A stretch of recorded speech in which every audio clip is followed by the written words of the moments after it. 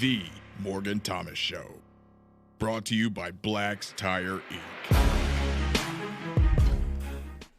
Here we go. You are watching and listening to The Morgan Thomas Show. I'm your host and producer, Morgan Thomas, and joining me is my good friend and co-host, Big Al, Alan Adams. Welcome to the show, Al.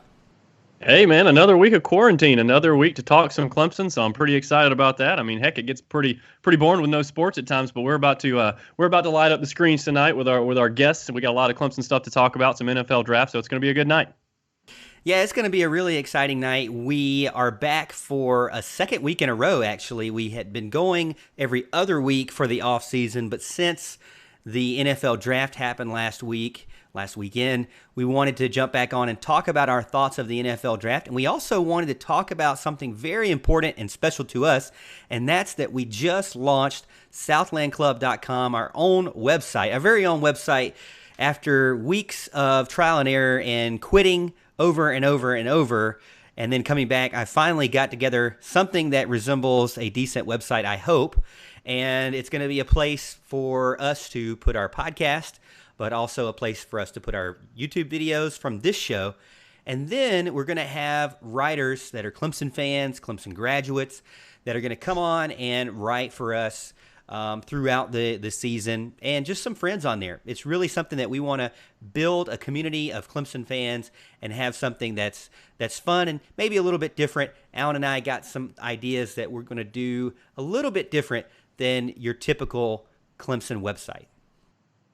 Yeah, man, it's going to be pretty exciting. We got a lot of stuff going on. Like you said, we got a couple of writers for us, and they've done some great stuff, which you'll kind of hear a little bit about tonight. You know, it's kind of cool getting into the writing aspect. We've been talking for quite some time, and as y'all know, you know, we can talk pretty well. But we're not so bad on paper either. So it's been fun.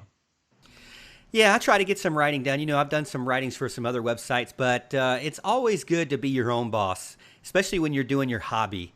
And so that's one thing that I like, is that I can kind of go at my own pace, write what I want, write how I feel, be as opinionated as I want to be. And so that's kind of why we started the show, started the website. Go check out the website, www.southlandclub.com. Just like the song that shakes the Southland, it's the southlandclub.com. So go check it out. You can see the link in our on our Facebook page. You can see the link actually on the show description in our YouTube channel as well. We had a ton of people already go to the site, and so we really appreciate the support. Got a lot of really cool writers there right now and a lot of really cool articles out right now, so go check that out.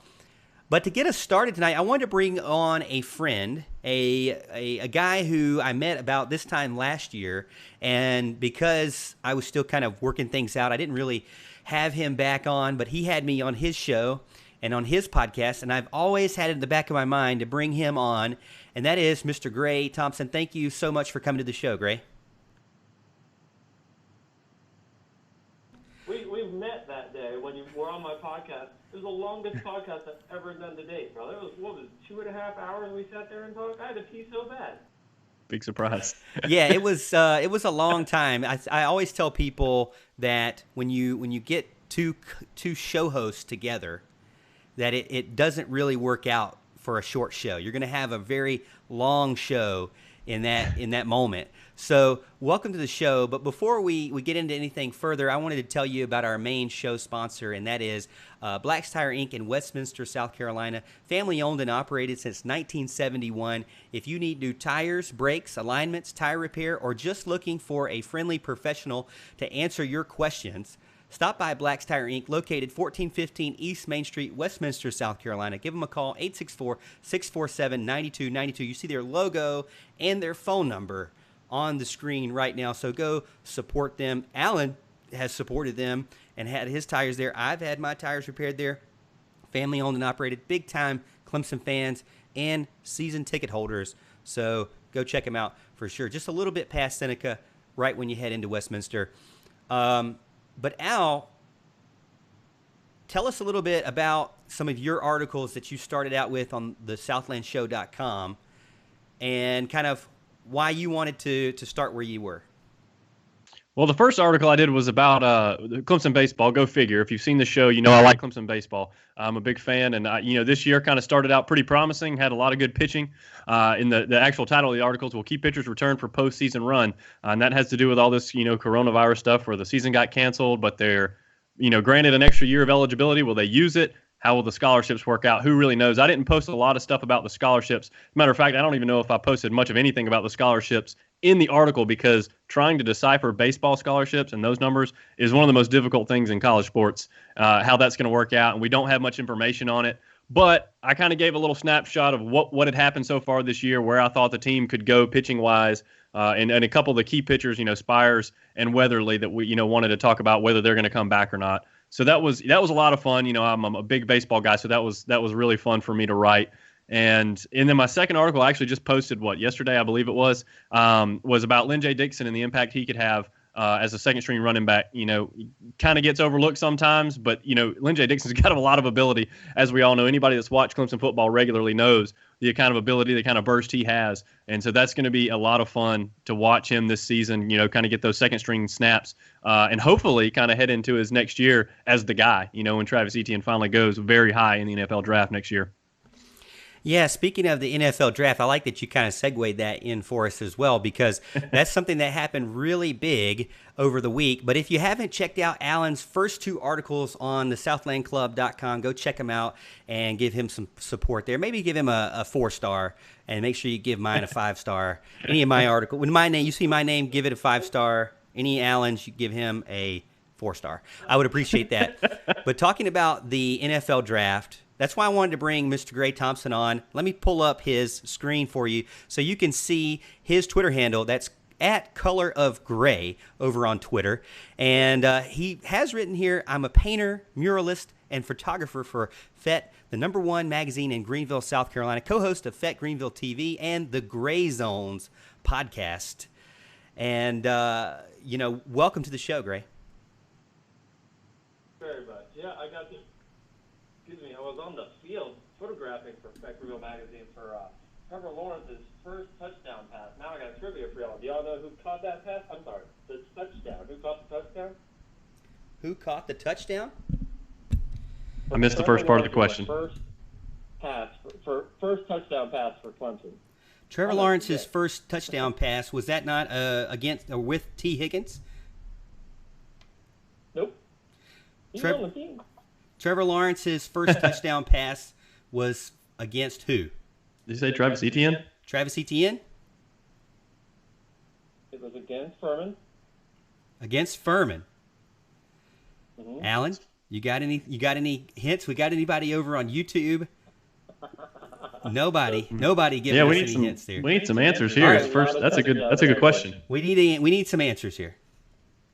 It was DeAndre Overton. DeAndre Overton. Okay. All right. Wow, awesome. Well, I'm a little bit distracted over here. I've got some people saying the audio had dropped out on the YouTube for a second, so I think we're good now, though. Well, I appreciate that. Like I said, Gray, appreciate you coming on and being a part of the show tonight. And we wanted to get in on that talk about the NFL draft last weekend. Specifically, Isaiah Simmons, they thought the rumor was going to be that he was probably going to be in the top 5. And he kind of dropped a little bit lower to the Arizona Cardinals. Some people were saying he's going to go to the Giants. And then, I don't know if you noticed on Twitter, but the big thing was that he didn't go to the Panthers. A lot of people were saying that the Panthers made a huge mistake there. What are your thoughts on that? I have wanted to be a Charlotte, North Carolina Panthers fan for so long. Forever, really, it feels like. And they haven't done anything to make me want to do it. I don't think Isaiah Simmons was going to make me, totally turn over. And they got a really good pick in Brown. But, man, I got to say, as a guy who doesn't love the Panthers, right, I think Isaiah Simmons hit a home run with Arizona. I mean, it couldn't be any better. What a beautiful place to live. He's going to be happy there with Nuke. I mean, give me a break. I'm happy for him. Nothing but happy for him. Yeah, I agree, too. When it comes to the Arizona Cardinals, Al, I did an article recently on the southlandclub.com as one of my first articles out there. But I did one that talked about the depth chart for the defense, and that's linebackers, specifically where Isaiah Simmons will fit in. Mm-hmm. And if you look at it, they're looking to make a change from the 4-3 defense over to the 3-4 defense. And so they're going to have 4 linebackers in that alignment that they'll have. Right now, you've got weak side linebacker Chandler Jones, someone who did really well last year, had a ton of sacks for the Cardinals last year. You've got inside linebacker Jordan Hicks, right inside linebacker Devondre Campbell, and then more than likely strong side linebacker Isaiah Simmons. And they even have him on the depth chart right now, inside or strong side linebacker, backup right inside linebacker, and backup strong safety. So he's not only the starter, but he's also a backup for 2 other positions, which I think if you're a Clemson fan, Gray, you can probably admit to this, that this probably wasn't a surprise to you. I don't think it's a surprise to y'all either. Alan, I know we don't know each other, but I know you know defense, and I think this is what's so fascinating about the Simmons thing. We're all kind of aware that the quarterback position is starting to change this era of football, and in particular in pros, right? Yep. And Isaiah Simmons fits that mold on defense. And I think most fans of the sport, no matter what variation of the sport it is, don't really understand defense as much. I think Isaiah Simmons is the future of defenses, right? He's everything you want, and he has to be like that. I mean, don't forget, he came in as a 3-star, and he was recruited as a safety, along with Tanner Muse and Kayvon Wallace. They were all safeties, all 3-stars. And now look at him. Again, right at the top at the Cardinals. Can't be anything but happy for him. Man, I'm excited to see what he's going to do there. Yeah, I definitely agree with you 100%. I mean, you're talking about defenses changing. It's all about quarterbacks. They're starting to, get a lot of quarterbacks that can run the ball, kind of extend plays. Those windows are getting bigger and bigger for them to throw into. So they're going to need to, get teams that can have these Isaiah Simmons that can cover that ground and can move like a linebacker and can hit like a linebacker, but can also cover like a corner safety. So you're going to have that versatility to be able to help them and kind of shrink some of those windows a little bit. And Isaiah Simmons will certainly be able to do that with his length and closing speed. Yeah, I completely agree. I think that, a lot of the fans were talking about the fact that he should have went to the Panthers. He should have taken over for Luke Kuechly. And that would have been something that would have been great. But I also saw a stat out there where I believe this was from Mark Packer, who said that there are no Clemson players that have been drafted by the Carolina Panthers. I think that is, a travesty, really. I mean, it's just tragic to think of no player from the upstate has gone just a few miles up to Carolina and been drafted. Now, some have played there for sure, but none have been drafted. And I think that, the Panthers need to maybe look at that, because obviously you've got people like the Raiders who are just in love with the Clemson Tigers. Al, we talked about this before the show even started. How many players who was drafted for the Raiders this round? I mean, this Simpson and Muse. John Simpson, Tanner Muse. John Simpson, Tanner Muse. So you've got two guys that are going to add to that already stacked lineup. You had Trayvon Mullen last year, Hunter Renfrow, Cleveland Farrell, and so that's just a lot more guys. Now, at first, I was kind of a Houston Texans fan because they had all these Clemson guys.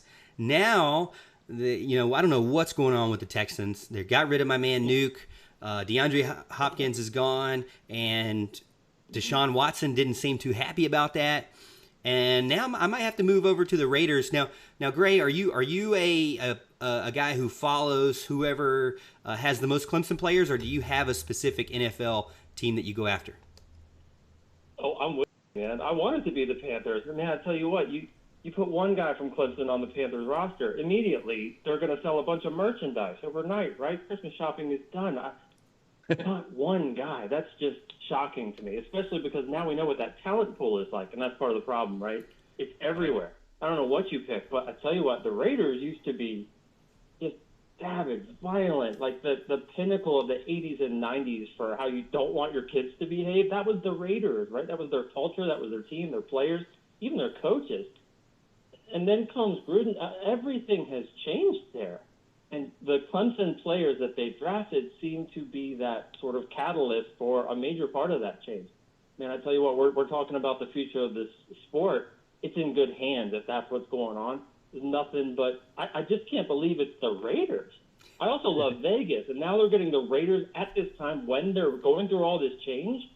And guys like I love, you don't know this, Al, I love defense. I'm way more of a big defensive guy, and I'm sort of throwback guy. I love running backs and smash mouth guys like ETN, but man, it's just such an exciting thing to see it happen at this time for the Raiders.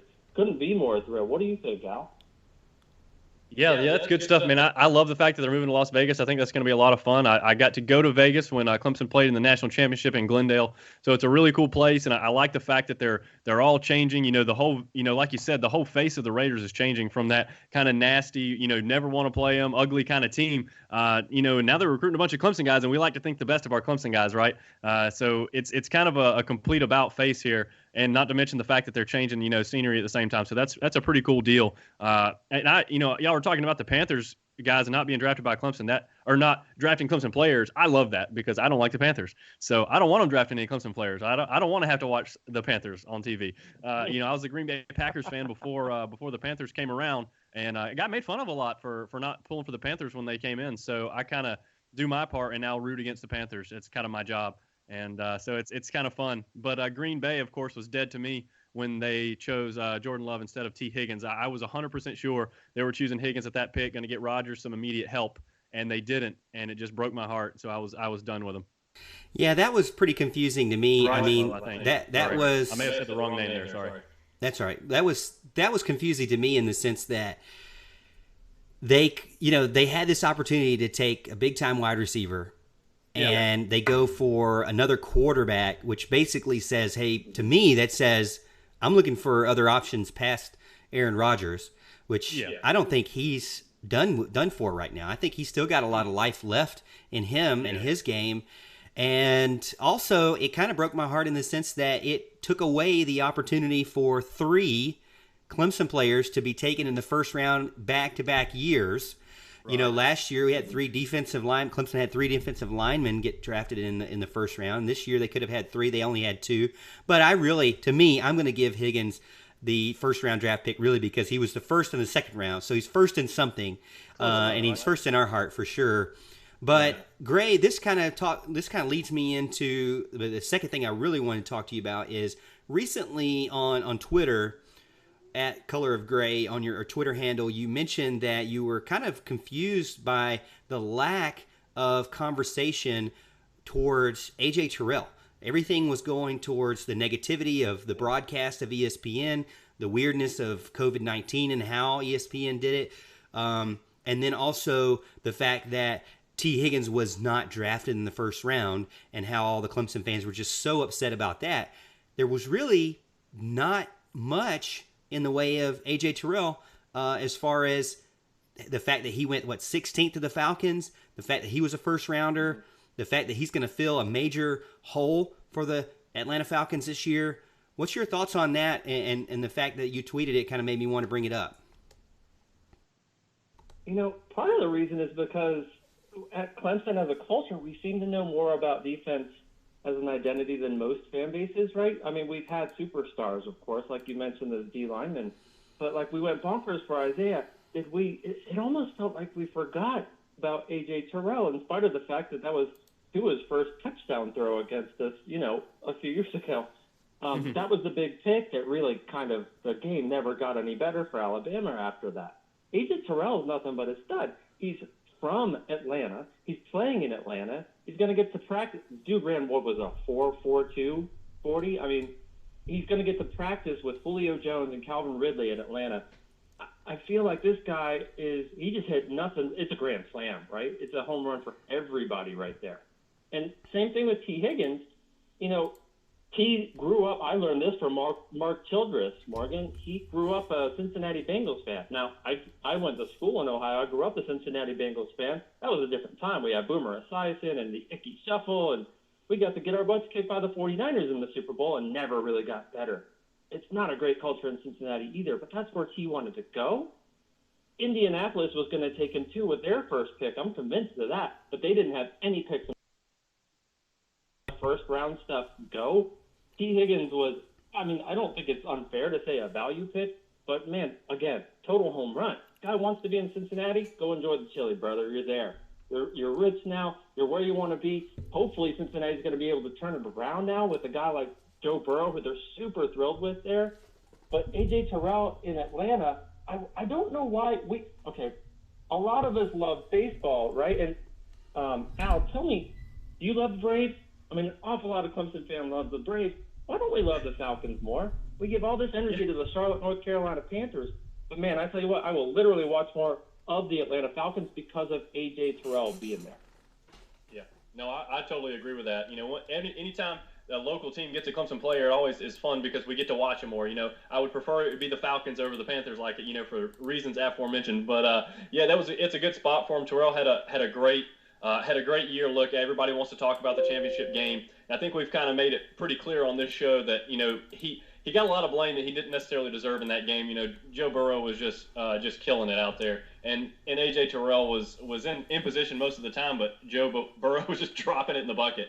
And there's not a lot he could do. So he ended up in a great spot. Higgins ended up in a great spot. Not the spot I wanted. Like I said, the Packers went with Jordan Love for the future, like you were talking about, Morgan. And that's going to be a good thing for him. I do believe I think Jordan Love has a lot of ability. I just wanted to see a Clemson guy in the green and gold. But that's a lot of good stuff. We're Braves fans here, and I don't understand why the Falcons don't get as much love. But I've never rooted for the Falcons except for the fact that they had Beasley and Jarrett and that kind of the Clemson guys on the team. That's the only reason I really pull for the Falcons, and I just don't know why. Yeah, I don't know. You want to watch more Falcons now? Yeah, absolutely. Yeah, I think I'm trying to get more into the NFL. I know Mark Childress has also really begged me to get more into the NFL because and both me and Alan really, because, we try to, do a lot of really in-depth analysis on the Clemson Tigers. And he's like, man, if you guys do this for other teams, it'd be great. Outside of Clemson, but I wouldn't really, we like Clemson so much and we want to put all of our effort into the best team that has ever been created, and that is the Clemson Tigers. But we got some people over in chat talking about Panthers need to get right. The Raiders are now my second favorite team, and looks like they're going to there's a lot of teams that are going to tank for Trevor. I wonder who's going to get Trevor Lawrence next season. It's going to be interesting to see what happens next season because of the fact that there's not. I mean, we don't know if this is going to be a shortened season or the season's going to be moved to later on in the year or what, or if it's just going to be normal. I'm going to stay positive and say it's going to stay normal. I already know that places like Georgia, I'm already hearing are kind of trying to go back to normal. I don't really know if it's the right time for that right now or not, but what I'll say is I do hope that this, by the time the summer gets past, that by the time August comes around, we can get kind of back into normal. I already saw a notification too in my email that said Clemson has suspended all summer sports and in-person summer sports, and so it's definitely disappointing for those players, for those teams. But on the flip side too, you got to have football in the sense that I've seen a lot of articles about the fact that football runs everything. If you don't have football, it's a lot of money lost in the sense of being able to support these smaller games and smaller organizations and sports that maybe can't get any backing. Mm-hmm. Yeah, that's it's just one of those tough deals. Nobody knows what to expect. Nobody knows what the future is going to hold. It's going to kind of be fun to sit back and watch. And we're all hoping it's going to be on time. Dabo Swinney thinks it's going to play, and they're going to play on time. So I'm going to go with Dabo. I don't think it's ever a bad thing to side with Mr. Swinney. So that's a good deal right there. And we also, before I think time's kind of running out, but we kind of want to give a shout out to Kayvon Wallace, who got drafted by the Eagles, and Tremaine Ankrum, who got picked up by the Rams as well. I have a good friend, Greg, who's a big Eagles fan. He watches the show a lot, so I'm sure he was pretty excited to have a Clemson guy come there too. He can get to watch, even though my team doesn't get any Clemson guys, at least somebody's is. Yeah, right. Well, Gray, I'm one of them. I love the Eagles. I'm glad he's there. Before we let you go, sir, we wanted to let you give us a shout out about how our followers can follow you. I'm on colorofgray.com. Actually, yeah, that's it. Good grief, Morgan. I really almost forgot my own website. You can follow me on Twitter at Color of Gray, at Color of Gray Studio on Instagram. That's Grey. I report for FET Greenville TV. That's FETE Greenville. It's a weekly magazine. That's how I get to be on the field for things like photographing for Clemson games. I want to say I love the way you do this, Morgan. I always have. It was a pleasure having you on the Gray Zone last year. I'm thrilled to be here today. Al, man, what a treat, dude. I love what y'all do. I love the way y'all represent Clemson. Super excited for SouthLaneClub.com, and just thank you for being here, man. I tell you one more thing. I had such a blast with this draft. All this controversy, you can follow this team, try to keep up. It's nothing but good news to me, man. And I sincerely enjoyed it. It seemed like every single guy who got drafted from Clemson handled it not just the right way, but better than most, and no controversy from them whatsoever. In fact, I think it was the opposite. So I think it's something just worth celebrating outright, period. Oh, yeah, I would say 110% on that for sure. Thank you so much for joining the show, Gray, and we will talk to you again, hopefully closer to when football starts back. I'm always glad to help, man. Thanks, y'all. And go Tigers. Yep, go Tigers. Sir. All right, Big Al. Well, that moves us on to segment number 2, my friend. We are going to have we're going to have another special guest on later on in the show. We got actually 2 more special guests, and bear with us as we're still walking through some audio. I know we had some audio things in there. We're still walking through how to get 3 people all at the same time with just the limited amount of equipment that we have going on. Hopefully. As everything was going on, I was correcting it frantically, as I always do. But again, thank you so much if you're listening or watching over on YouTube, Periscope, Facebook. Right now, we got a ton of people watching, and we really appreciate it on the 3 different platforms. Now, if you want to check us out when we're not live, we're live every Monday night at 8:30 p.m. Eastern Time. And then in the off season, we try to do every other week. But, right now, since the NFL draft just happened, we wanted to get in and get some of our friends on. Gray says thank you again over on YouTube chat. So thank you again, Gray, for coming in. We got people over on YouTube, Facebook, The Morgan Thomas Show on Facebook, The Morgan Thomas Show on YouTube, and The Morgan Thomas Show or at Clemson Morgan on Twitter. So go check us out. And we're also on the podcast as well, Big Al, too. But we appreciate everyone for supporting us and bearing with us in the audio. Al, after the show, you are gonna love the story of what I just did to the audio. I don't know how it sounds, but I think I may have become an audio genius just now with 2 buttons. I don't know. We'll see. Maybe no one can hear you, and maybe no one could hear Gray, and maybe they only could hear me. Well, maybe that was my plan. My plan.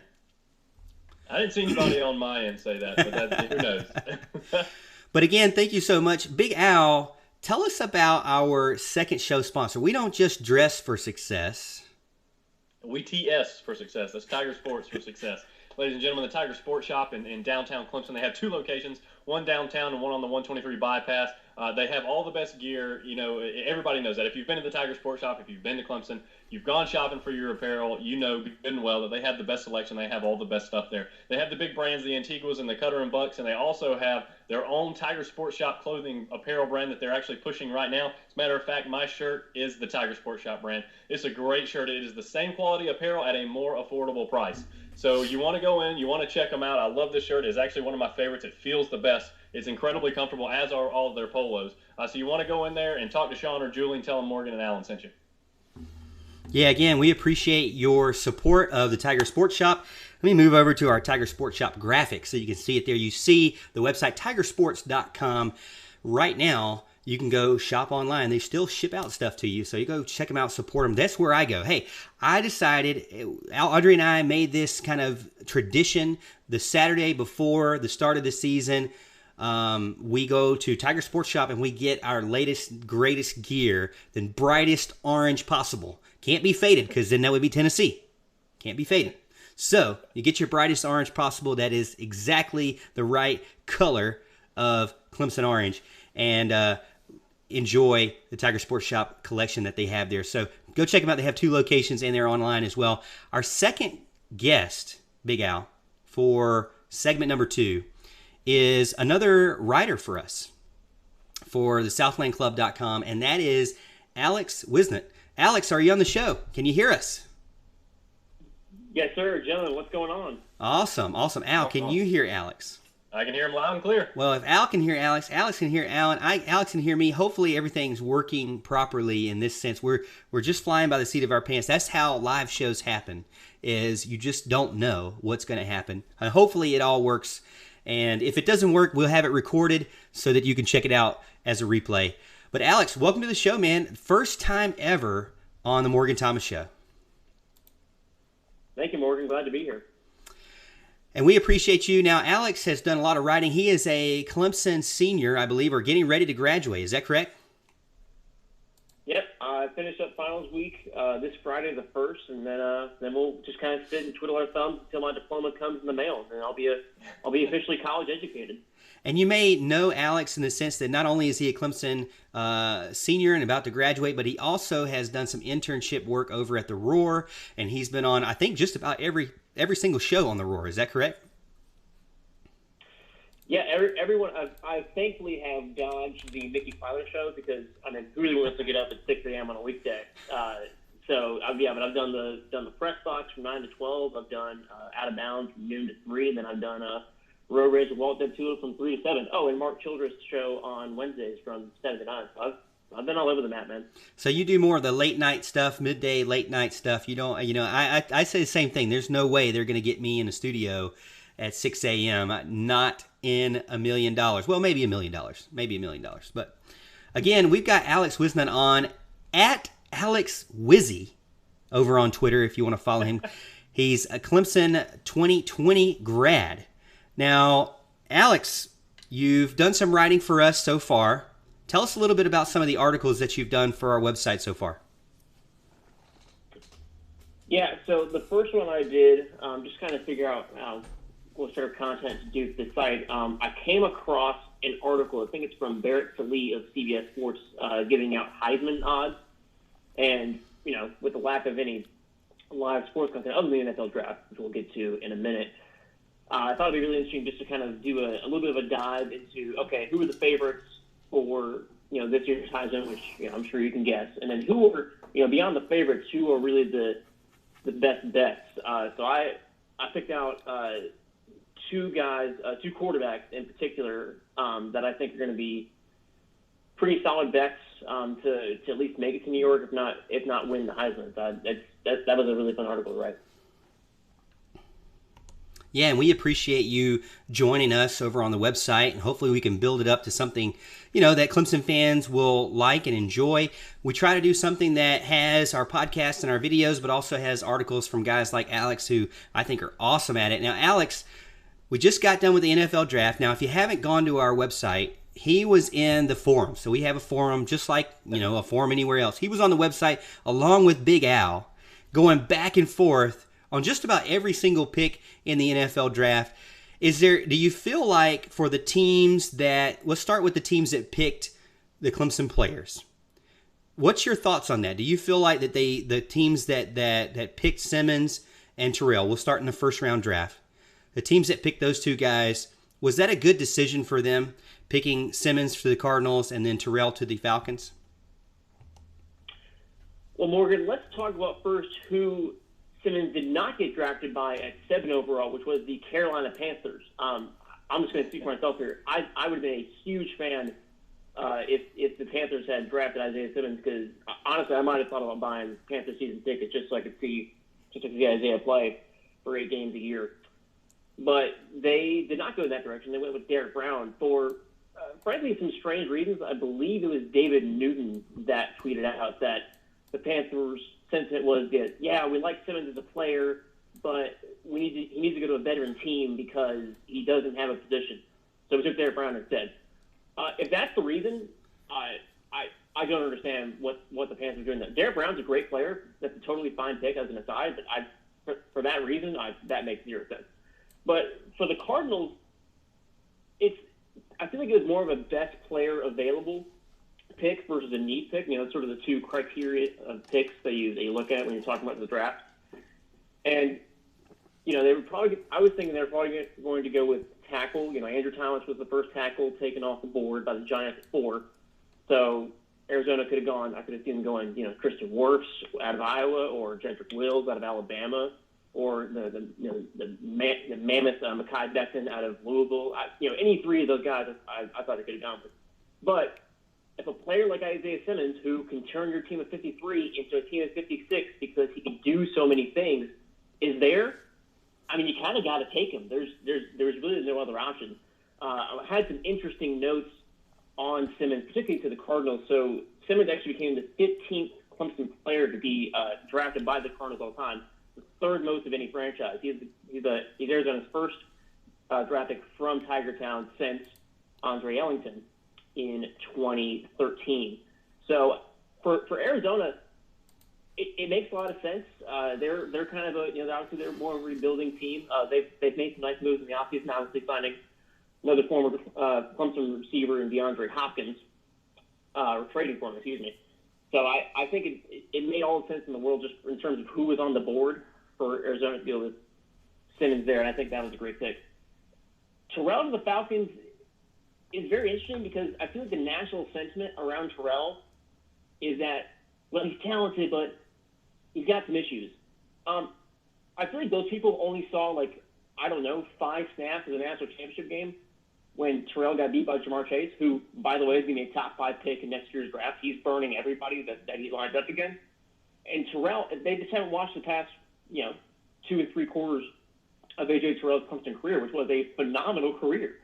He's probably one of the best man coverage corners maybe in this entire class, maybe outside of a Jeff Okuda. And he's incredibly physical, incredibly smart, was obviously very well coached down at Clemson. They have some phenomenal defensive back coaches down there.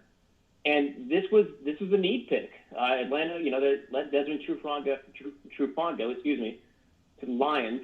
And so Atlanta needed a cornerback. And I think Terrell, there's a distinct argument that Terrell could have been the second cornerback off the board. He might have been my second ranked cornerback. Then I used C.J. Henderson out of Florida. But I think this is a slam dunk pick, and I think people are going to look at this particular pick for the 2016 overall and say, wow, that was a really solid pick and really filled a distinct need for them. So I like both those picks for those teams.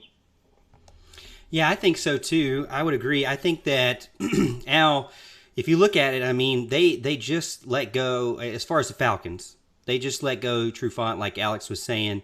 They needed another big-time cornerback. If you look at their roster, though, it's a little scary in the sense that they're going to more than likely have Terrell as their starting cornerback, 21 years old, and then their other starting cornerback is 23 years old. Is that something that, for you as a fan, or would that make you nervous if you were a Falcons fan? Now, when you said Al, were you talking to Alex or Alan? Well, you're Big Al, so I'll call you Big Al. Alex hasn't earned the Big Al, nickname yet, but maybe he'll replace you eventually. That's the goal. You just found out my goal here. Yeah, no, I look, it's always kind of a scary thing to, have a rookie start in the NFL. But look, it's happening more and more. They're starting, sooner and sooner in college. They're going to start sooner and sooner in the NFL.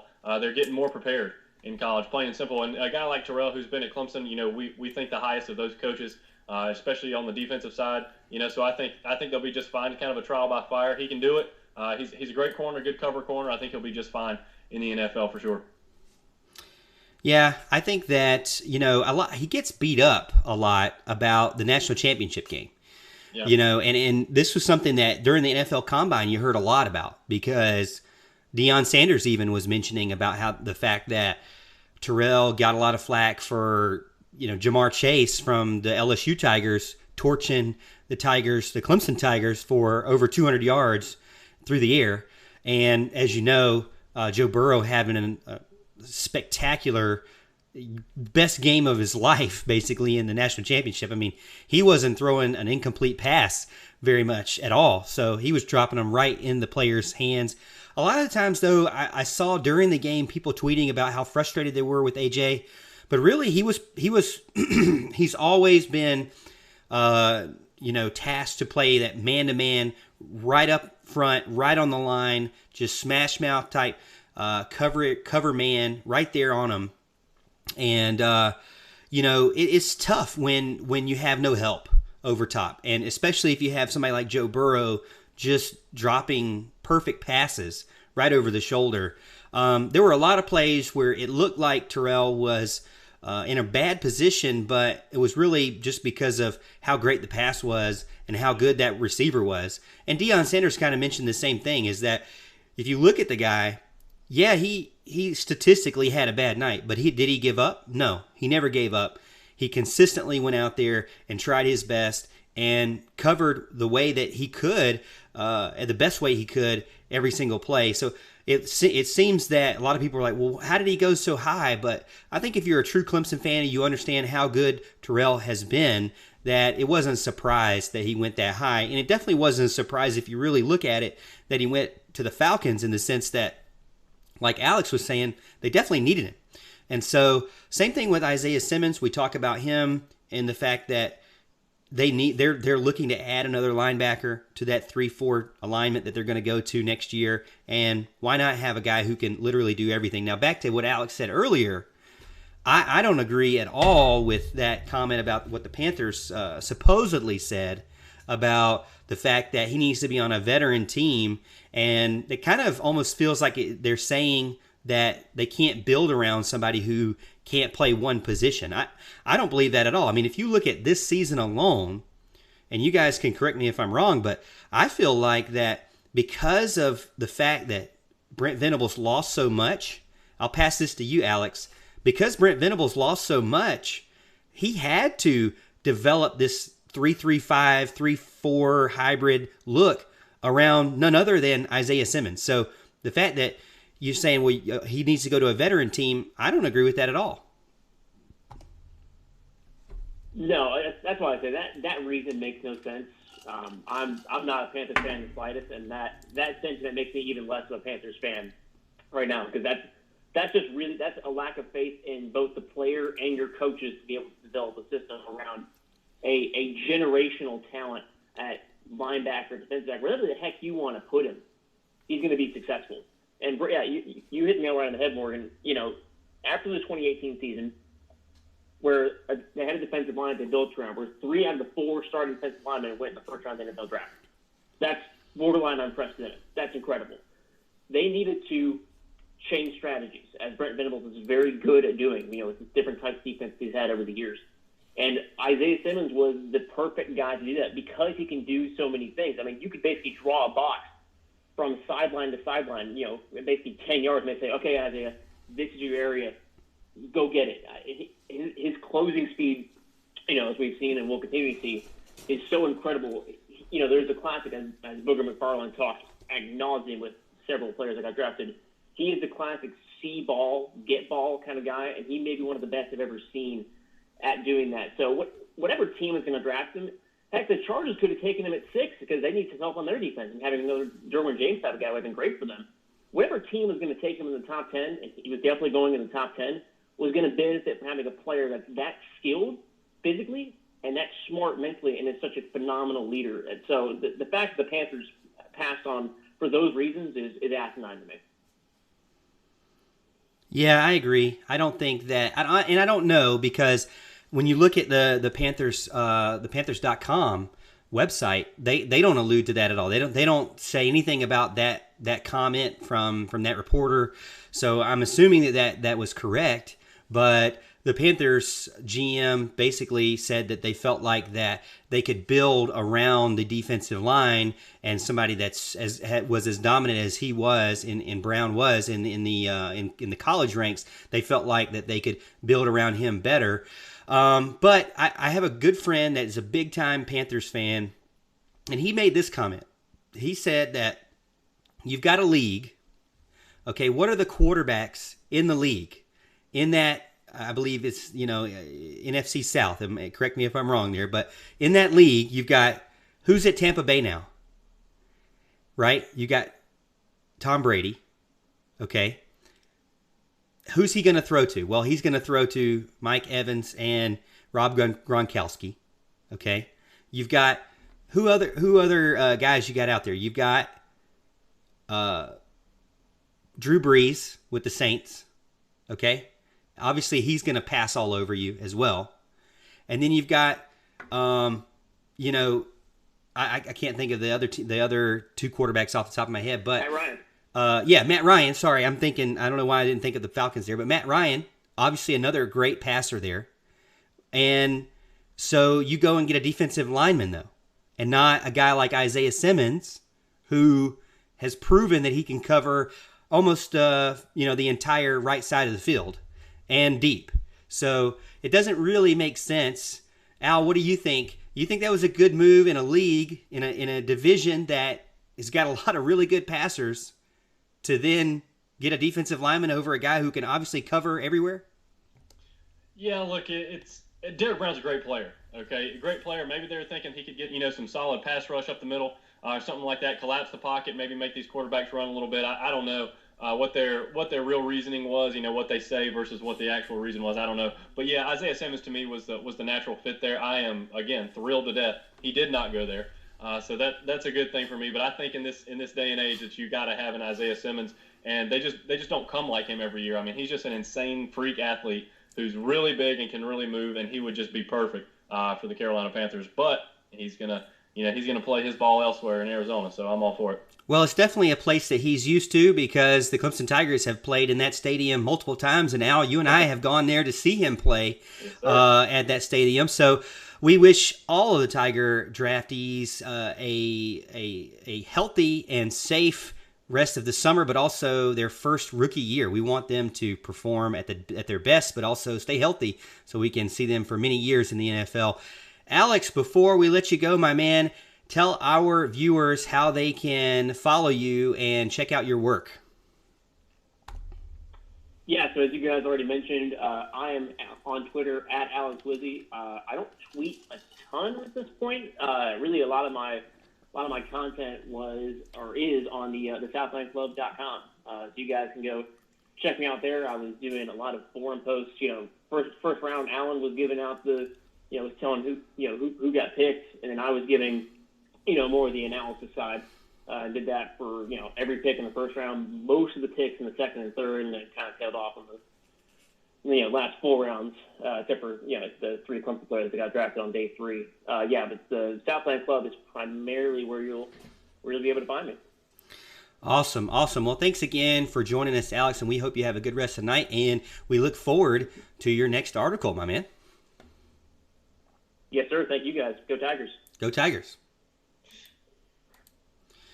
All right, my friend Al, we are almost done for the night. This is our third segment of the night, and with our third segment goes our third segment sponsor. But before I talk about our third segment sponsor, I did want to talk about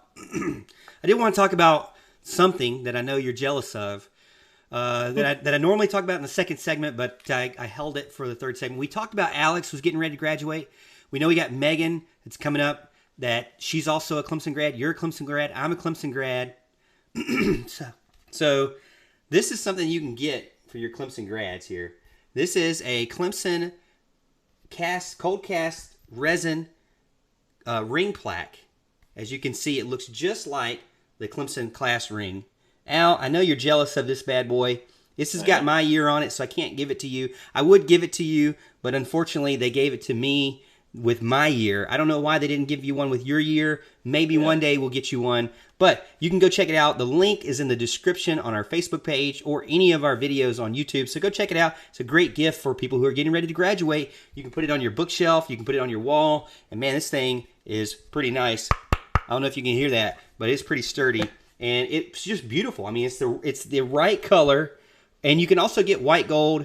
And you don't have to just get this version. They have like the original Clemson ring version as well. So no matter what year or what you're looking for, they have it. Clemson A&M versus and then Clemson University. And if you're a Texas A&M fan or a Citadel fan, you can also get one as well. So go check them out in the link in our description below on this video. We appreciate that. Yeah, that's some good stuff. Like you said, it's a real substantial piece. You know, real heavy duty. The Clemson ring is unique. We all love the Clemson ring. And it's, you know, we talked about this, I think, last week or a couple weeks ago, that, you know, everybody likes to have the Clemson ring decal on the back of their car because it's really special. People love it. So definitely want to check those guys out and get you one of those. I'm actually going to tell you about our third segment sponsor, Heating Cooling Services, Inc. They are family owned and operated, serving Anderson County and surrounding areas since 1980. Heating Cooling Services, Inc. is your residential and commercial comfort expert. Anything from preventative maintenance of your home HVAC system to overhauling a commercial chiller or anything in between. If you want to breathe easier and be nice and cool in your home or business this summer, give Heating Cooling Services Inc. a call. You're going to want to get in touch with Mark or Jason Trammell, and their phone number is 864-224-7655. Once more, that number is 864-224-7655. Known these people a long time. They're great people, so you're going to get great customer service from these guys. Tell them Alan and Morgan sent you. Yeah, we appreciate that, Big Al. And with that, we have our third and final guest of the show, Megan Williams. Welcome to the show, Megan. Hey, guys. How's it going? It's going good. It's going good. We're happy to have you. Thank you for coming on the show. And this is our final segment. So we've already talked about a lot of things. We had Gray Thompson on. We've had Alex Wisdeth on. They all talked really about the NFL draft, which is a big thing that happened this weekend. And a lot of Clemson players got drafted. But we wanted to bring you on for our final segment because we wanted to talk about southlandclub.com some more. And specifically, your latest article that came out. Tell us a little bit about why you decided to do some writing for the website. Yeah, of course. I appreciate the chance to come on here and even the chance to write for y'all. So, you know, Alan actually reached out to see if I would be interested in doing it. And obviously, being just a Clemson fan my entire life and then attending Clemson the last 4 years, I've really gotten the insight on everything. And it's in my blood. So how can you not write about something you love? Yeah, exactly. Well, Clemson is a big-time university for us, and Alan and the sports of football, basketball, baseball, whatever we like to cover over on southlandclub.com, so go check it out. But tell us a little bit about your first article. Let me see if I can pull it up on the site as well while you're talking about it. So your first article, what was your pick there? Yeah, so it was about, if y'all hadn't got the chance to read it yet, it was about should fans be in the stadium this fall, or what would life be like with playing in an empty stadium, which is something that I can't even imagine myself. And, you know, I think at the end of it, I just got to the point where I'm done with having no sports to watch. So if we can get live sports on TV and I have to stay at home, I'm good with that. I think America is good with that at this point. I would love to be in the stadium, but if that's still just not a possibility, I know they came out today and said that even sports camps for the youth are getting canceled at Clemson this summer, which is a blow for a lot of people. so, it's becoming more and more of a reality that this could happen. I guess we're just going to have to take it day by day, but seeing where that goes and just what the impact would be for fans. Yeah, definitely, Megan. And, we have been talking about your article, and I think I texted you this weekend and was telling you, look, this thing got posted into a group, and it had, my last check, almost 100 comments. It's crazy. I've never seen an article quite light up like that. So it was pretty cool. I mean, you talked about a real polarizing topic, and, what's it kind of like to write something that that you're going to have, I don't want to say 50-50 split, but maybe close to that. You're going to have a divided crowd where people are telling you, absolutely not, you're dead wrong, or yeah, absolutely, she's 100% right. Kind of how do you feel about writing an article where you're going to have people that are on both sides of the aisle? Oh, yeah, I expect nothing less. I think Clemson fans are passionate. I brought that up in that article, and I stand by that. You're going to have the people that are on the safe side, and then those people that they are diehard, they will do whatever it takes to get them in there in August. But I love it. I honestly do. I love seeing where everyone's at and just the opinions they have. And I know that it doesn't get too rowdy with Clemson fans. So it's really good. I love it. So the big question is, and you can put in the comments what you think if you're watching or listening right now. But the big question is, would you still go to game? I mean, would you still want Clemson to play the games with no fans at all? And Alan and I have had this debate multiple times over the phone. But, for me, there's something about the roar of the crowd, all right? And especially with Death Valley. And we're talking about this with the March Madness. Now, the basketball tournament, I would say I wouldn't want basketball played with no fans. It's already weird enough to see like WWE with no fans. I don't know. I feel like maybe auto racing, maybe like NASCAR or Formula One would make it without fans because you're really listening to the roar of the engine at that point. But when it comes to a sport like basketball, I don't know, maybe baseball and softball, maybe, but then there were a lot of really cool walk-off home runs at the softball team, for the softball team that I would love to, I wouldn't know what would happen if they didn't have any fans. So for football, especially with it being one of the loudest stadiums in the country, I'm going to say I don't want them to play football with no fans. I would rather, now I'm not saying I don't want any football at all, but I would rather wait and maybe play later or play less games or do something different. And Al, I'll pass it to you. What do you think? Well, look, first of all, I'm hoping that all of our diehards heard what you just said and tried to take it as your own, that you like the roar of the crowd. Okay, I've mentioned the roar of the crowd about 1 million times on this show, so they know good and well you stole that from me, first and foremost. Okay, I believe, one of the first times we actually talked about it, that was kind of ranking real high on my list of listening to the roar of the crowd, but it's about football first. And when we were having our debates, I was under the impression of you either have it with no fans or you have it, you don't have it at all. And that was my point. Yeah, absolutely. I'm taking football over no football anytime. I don't care whether the fans are there or not. Obviously, we all want to be there. We're all passionate. We love Clemson, and we want to be there and support. We want to hear the fans go nuts, and that's a big part of our lives. But I'm not necessarily opposed to postponing it if it's going to get the fans there. I would rather have a full season though. If you're going to kind of cut games off, then you got to start knowing a little more detail. How many games are going to get cut off? Because if there's going to be 4 or 5 games cut off, I'd probably just rather have it no fans. I mean, it just depends. If you start taking away half a season, it starts to become a more complex, algebra equation, so to speak. There's a little math involved there. You got to start thinking probability and all that kind of stuff. But yeah, no, I'm definitely for fans and football games. I'm hoping it works out that way. Whether it's delayed season or postponed until the spring, whatever it may be. I'm anxious to hear all the proposals they come up with.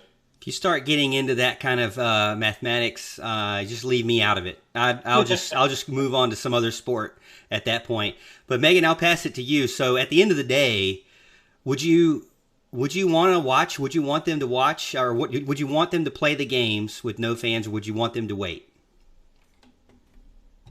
I think both of you guys bring up really good points. And, like I said, I've been attending games my entire life, and I think it makes it even more special the last 4 years attending them as students. But I try to think about it from the athlete's point of view, too. I think these guys, they want to get back out there as soon as possible, and they're in it for the game, and they're in it for the competition. And so as much as they love the fans and they love that roar that you guys are talking about, I think I would rather be sitting at home, no fans in the stadium, and have those guys being out there playing the sport and being able to watch them do their thing come September. I really do. You know, I mean, don't get me wrong. I would love the season postponed until like October, cool it down a little bit. But no, I'd rather have no fans in the stadium, be able to watch my Clemson Tigers on TV.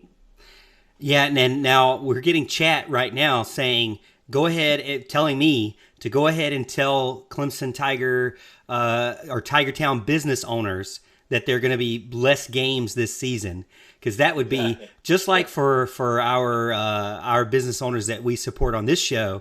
That wouldn't be very good. So I know the business owners want as many games as possible, maybe even more. That's for sure. But Megan, thank you again for coming on the show and joining us in our final segment tonight and talking about your article. And we look forward to getting more from you and reading more of your Clemson content over on the website.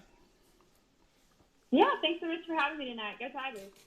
Yeah, go Tigers. Thank you again. And Al, that wraps it up, man. That is the end of the show for tonight.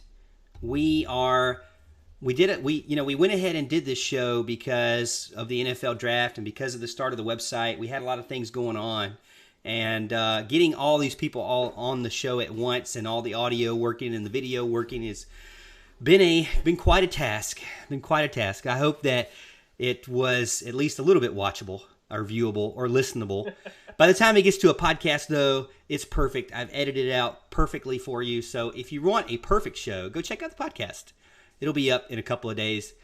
But again, Al, thank you for coming on. Thank you to our guests, Gray, Alex, and Megan, for coming on. If you want to get more from them, again, they're at southlandclub.com. But Al, what's going on this week? Anything big before we let our fans go, or anything you want to talk about before we move on? No, I don't think you can top any of that. Those three guests were fantastic. They all killed it. It was great. Great stuff. Great live show for sure. I just want to kind of tell everybody again, we've mentioned it throughout the show, go check out our new website, southlandclub.com. Make sure you join. Don't just creep on the site, okay? Join. Be active. Participate in the forum. That's kind of the key to me, is to building that family, that base. Is to kind of get people active on the forum, get people chatting with each other, other Tiger fans. We'd like to do some kind of maybe, we talked about doing some kind of get-together at some point if we have enough of people that are interested, something like that. So we really want to do this the Clemson way and make it a family feel, a family-type club. So southlandclub.com, go join. Yeah, and I want to talk about the NFL draft as well. Man, what a great job from Alan and Alex there, just dominating during the NFL draft. They wanted to come out and give their opinions, their thoughts throughout the draft. Big night. I mean, I think it was, let me look at this real quick, because it was a ton of posts. I wanted to say over 200 forum posts from you guys, you and Alex together. So thank you for the hard work during the NFL draft. Man, that was a grind. Yeah, no doubt about it. I mean, that's a long draft. I don't even remember the draft being that long. It was crazy. But hey, let me be very clear about this, and I sure hope he's still listening. Alex did all the work. Let me be very clear about that. When the pick came in, I told you who it was, who was picking, and where they went and all that kind of stuff. But Alex provided all the commentary, all the in-depth analysis and that kind of stuff. He was by far the MVP of the night. And we want to give a big shout out to Deborah Sigmund as well. She is our staff photographer. She has been taking photos of the Clemson Tiger football team throughout last season and wanted to jump on board. And we want to give her a big thank you as well for some of the great photos that she was able to get while in the stadium. But if you go to southlandclub.com, you'll notice the latest articles, the latest and greatest normal articles that you would get, with a little bit of an opinionated voice, a little bit of that, who the writer is. So that was kind of our goal, is, anybody can start a site and quote players, quote coaches, and just kind of regurgitate what they heard in an interview, and you can go and listen to these interviews on YouTube, and you're just basically reading the same thing that was posted in a video on YouTube. And I didn't really want to do that. I didn't like that. I want you, if you go read an article from Alan, you get Alan. You hear him. You know what it said, who you're reading. Same thing with Megan, myself, and Alex, and we got some other people that are going to jump on board later on this month as well, and next month. But I wanted it to be a place where you know who you're reading, and they can they can have an opinion about certain things. So it's kind of a fan community that we're going to build out there. And just go over to southlandclub.com and give us some support. Podcasts are up there. YouTube's up there. And just to finish, the 2021 Clemson football commitment list is on the desktop, not on the mobile site, but on the desktop. The Clemson Tigers did lose a 5-star recruit over the week as well. We didn't touch on that. I wanted to finish the show up making a comment of that, and I wanted to do it in a positive way.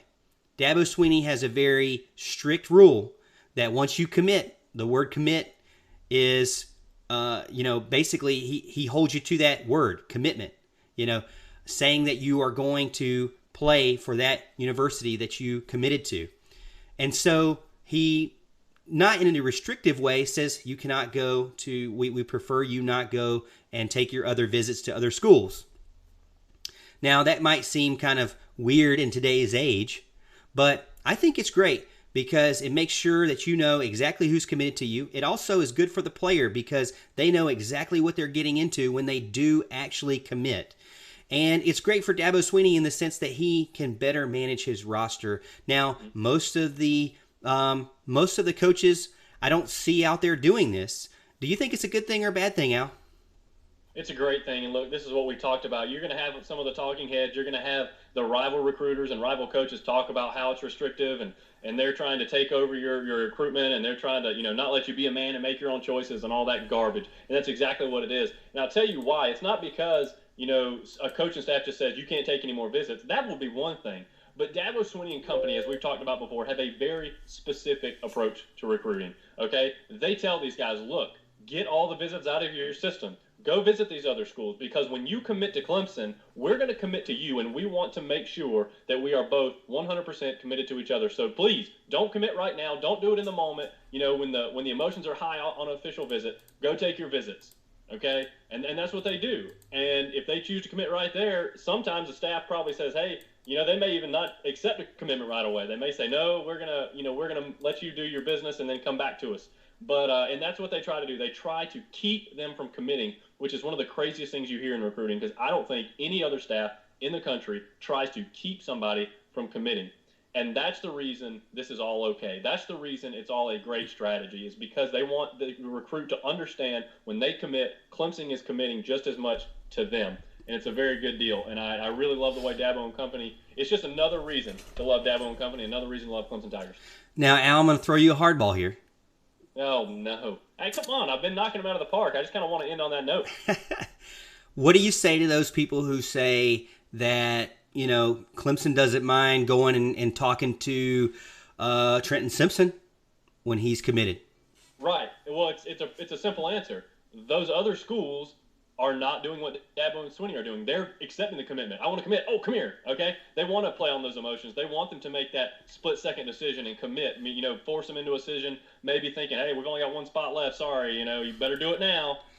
They do that. Dabo and company do not. That's the difference. Okay? There's going to be a lot of people. The casual recruiting fan is not going to understand that. They're not going to be able to differentiate that, and they're not going to want to hear it, for one, because the Clemson Tigers are doing it right, plain and simple. But yeah, so that's what I would say to that. If everybody else operated like Dabo did, maybe that's one thing, but they don't.